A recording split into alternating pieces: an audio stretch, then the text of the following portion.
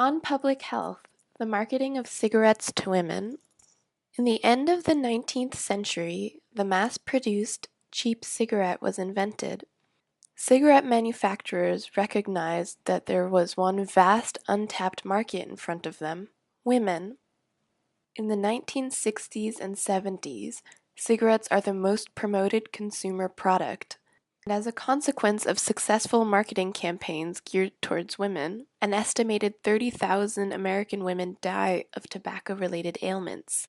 Globally, smoking by women is expected to double by 2025. However, not all groups of women were affected equally. Here we have the smoking rates for approximately 1.5 million households in the US between 2006 and 2010. We use two drop-down menus to toggle between demographics. Smoking rates are bound to socioeconomic status.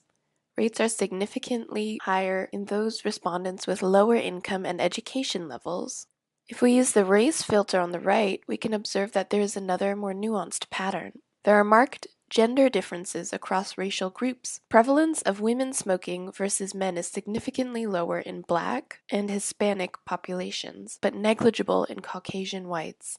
The marketing of cigarettes to women over the past century provides clues for the observed patterns of gender differences across racial groups. In the past, smoking was associated with prostitutes and other women who were fallen, and could even be punishable by legal action. As late as 1908, a woman was arrested for smoking in public in New York City. But the emancipation of women and increased numbers of women in the workplace revealed a tantalizing opportunity for tobacco campaign managers, and the social stigma associated with smoking became a symbol of emancipation and independence for women. In 1929, a publicity stunt sponsored by Great American Tobacco encouraged women to light their torches of freedom in the New York Easter Day Parade.